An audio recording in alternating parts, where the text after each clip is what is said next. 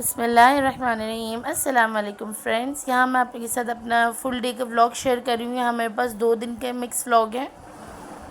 मैंने जुम्मे की इवनिंग से व्लॉग स्टार्ट किया था क्योंकि मुझे यहाँ पे नादरा के ऑफिस जाना था। थोड़ा सा मेरी सिस्टर का भी काम था और मुझे भी अरिया के डॉक्यूमेंट्स वगैरह बनवाने हैं तो उसकी मालूमात करनी थी। तो बस मैं अपनी सिस्टर और बहनों के साथ चली गई थी और वहाँ पहुँचे तो बहुत रश था। आपको पता है नादरा के ऑफिस में बहुत रश होता है। बस यहाँ हम अपनी बारी का वेट कर रहे थे। फिर वहाँ पे सारा काम निपटा के हम फारिग हुए तो वहाँ पे मुझे काफ़ी टाइम लग गया था। आते आते 7:45 बज गए थे। फिर जल्दी से मैंने अपना बुर्का वगैरह उतारा और सब मेहमान भी घर में आए हुए थे। बहन आई हुई थी, बहनों ही आए हुए थे और मेरी खाला की दोनों बेटियाँ लाइबा एमन सब रुकने आए हुए हैं घर में। तो बहुत शोर हंगामा भी हो रहा है माशाल्लाह से। तो बस जल्दी से यहाँ पर मैंने खाने की प्रिपरेशन शुरू कर दी थी। तो जल्दी में कम गैस में फिर चिकन की निहारी बेस्ट ऑप्शन होता है। तो बस मैंने वो चढ़ा दी थी बनने के लिए और यहाँ पे इतनी गर्मी हो रही थी, सर में दर्द हो रहा था सबकी। तो बस मैंने यहाँ पे बहुत ही मज़े का नींबू पानी बनाया। तो बस यहाँ पे मैंने नींबू निचोड़े, उसके अंदर चीनी डाली और नॉर्मल नमक मैं यूज़ करती हूँ, वरना अगर आपको ब्लैक सॉल्ट का टेस्ट पसंद है तो आप ब्लैक सॉल्ट ही इसमें ऐड कीजिएगा। लेकिन मेरी सिस्टर को काले नमक का जायका अच्छा नहीं लगता, इस वजह से मैं नॉर्मल नमक यूज़ करती हूँ। उससे भी बहुत ही मज़े का नींबू पानी बन के तैयार होता है। खूब सारी बर्फ़ डाली, साथ में यहाँ पर पानी ऐड किया और जो हैंड ग्राइंडर होता है बस मैंने उससे जो है यहाँ पे इसके अंदर जो है घुमा लिया था हैंड ग्राइंडर, ताकि अच्छे से चीनी हमारी मेल्ट हो जाए। और फिर गर्मा गर्म मज़े के फ़्राइज़ के साथ मैंने नींबू पानी एंजॉय किया क्योंकि दोपहर के गए हुए थे, बहुत भूख लग रही थी। बस फिर इसलिए मैंने फ़्राइज़ मंगवा लिए थे। मामू मेरे सबके लिए लाए थे फ़्राइज़। तो फिर हमने खाया पिया। उसके बाद यहाँ मैंने निहारी फ़िनिश की। यहाँ पे मैंने जल्दी से सारे लवाजमात जो होते हैं, धनिया मिर्चे नींबू सब काट के निहारी को फ़ाइनल किया। रोटी मंगवा के खाया और सब समेटा वगैरह। तो रात बहुत लेट हो गए थे, फिर बच्चे वगैरह सब थक गए थे तो बस हमने जल्दी से काम निपटा के सो गए थे। फिर नेक्स्ट मॉर्निंग में सुबह उठी तो बस रात वाली निहारी गर्म कर ली थी, रोटी वगैरह के साथ खा लिया। उसके बाद यहाँ पे हम सब रेडी हो गए क्योंकि बच्चे बहुत ज़िद कर रहे थे। आज सबको कहीं ना कहीं घूमने जाने का दिल था तो मेरी अम्मी ने मेरे बहन के दोनों बेटों को तैयार कर दिया था। यहाँ अरिया भी रेडी हो गई, मैं भी रेडी हो गई, सिस्टर मेरी खाला की दोनों बेटियाँ, हम सब तैयार हुए और बस जल्दी जल्दी काम निपटाया। उठते के साथ एक तो घर के 10 काम होते हैं, मासी से काम करवाना, फिर घर के अपने इतने काम होते हैं और गैस की प्रॉब्लम। मेरा बहुत दिल था कि मैं खट्टे आलू वगैरह बना के लेके जाऊँ। मैंने आलू तो सुबह बॉईल कर लिए थे, लेकिन दोपहर में जैसे 12:30 बजे गैस आने का टाइम होता है ना, तो इतनी कम गैस आ रही थी, इतनी कम गैस आ रही थी कि नाश्ता ही बहुत मुश्किल से मैं बना सकी थी। तो इस वजह से फिर मैं कोई चीज़ बना के नहीं ले जा सकी क्योंकि बच्चे भी साथ थे। फिर बच्चों के सामान भी बहुत होता है, यहाँ पे बच्चों का कॉट वगैरह भी साथ लिया था क्योंकि मेरी सिस्टर के दोनों बच्चे जो हैं पहली बार बाहर निकले हैं तो पता नहीं था वो कैसे रेक करेंगे, लेकिन अल्हम्दुलिल्लाह उन्होंने बहुत अच्छे से रेक किया और नई जगह जाके बच्चों को भी बहुत अच्छा महसूस हुआ क्योंकि खुली हवा में बच्चों को भी बहुत मज़ा आता है। और आज मौसम भी काफ़ी अच्छा था सैटरडे वाले दिन का। फिर यहाँ पे हम लोग को भूख लग गई थी तो बस यहाँ हमने कुछ फ्राइज़ वगैरह मंगा लिए थे और यहाँ पे बंद कबाब वगैरह खाया, बहुत मज़े का था। खाया पिया, बातें बातें की, फिर थोड़ा झूले वूले में बच्चों को लेके गई। और यहाँ पे अरिया बैठ के अपने आप को ऐसे ही लेके बैठी हुई थी क्योंकि वो खड़ी नहीं हो रही थी, उसको घास वगैरह से बहुत डर लग रहा था। इस बार पता नहीं किस तरीके से वो कर रही थी और टावल सर पर रख के बैठी हुई थी क्योंकि उसको मच्छरों से भी डर लग रहा था। फिर हम यहाँ से होटल में आ गए कुछ खाने के लिए। तो यहाँ आयशा मंजिल पे बैठक है, यहाँ पर हम आ गए थे खाना खाने।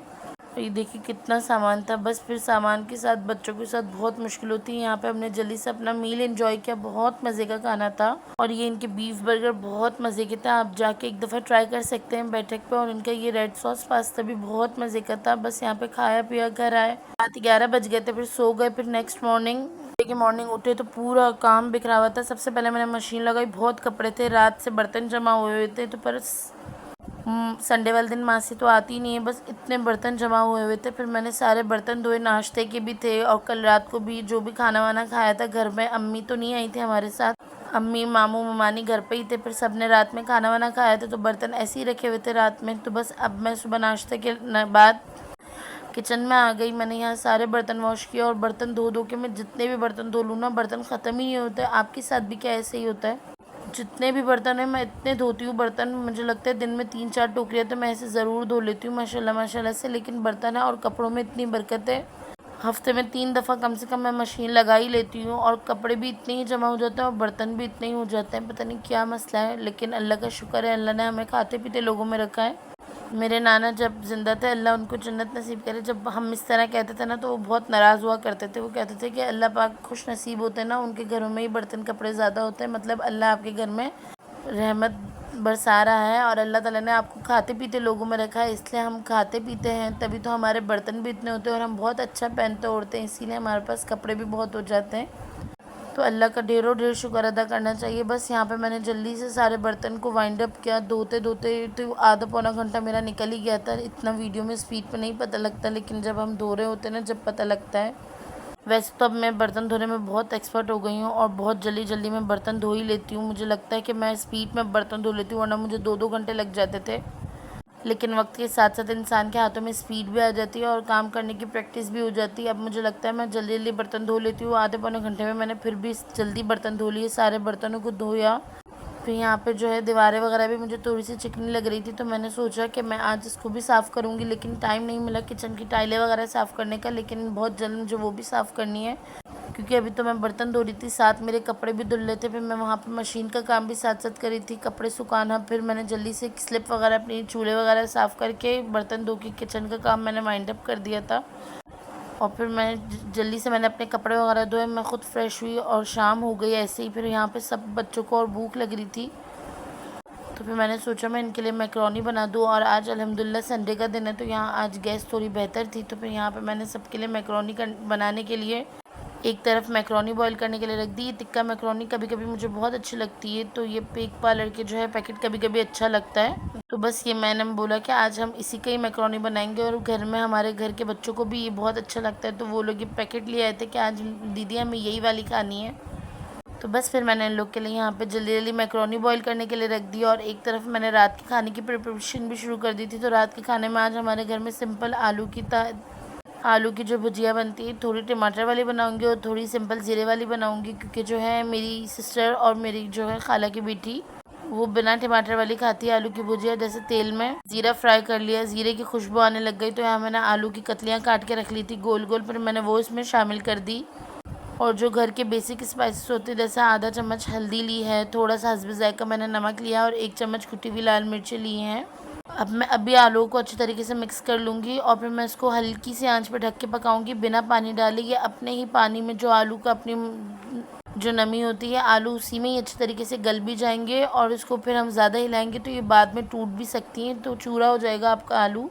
तो आपको इसको बार बार नहीं चलाना, बस इसको ढककर मैंने छोड़ दिया। और दूसरी तरफ मैंने जो है टमाटर वाले आलू बनाऊंगी। जो टमाटर वाली आलू की भुजिया बनती है, तो वो मैं कलौंजी में बनाती हूँ, उससे टेस्ट बहुत अच्छा आता है। तो बस मैंने ऑयल में कलौंजी ऐड की, आप कम ज़्यादा अपने हिसाब से ऐड कर सकते हैं। उसकी थोड़ी खुशबू आने लग गई, तो फिर मैंने उसके अंदर आलूओं को शामिल कर दिया है। आलू मैंने इसके अंदर भुजिया वाले काटे हैं, ज़ीरे वाले आलू मैं कतलियों वाले बनाती हूँ और इसमें मैं भुजिया वाले आलू डालती हूँ। तो बस यहाँ मैंने आलू डाला, ये रिकॉर्ड नहीं हो सकती, बेसिक नहीं हो सकी। फिर मैंने इसके अंदर बेसिक लाल मिर्च, नमक, हल्दी और टमाटर डाल के गलने के लिए छोड़ दिया।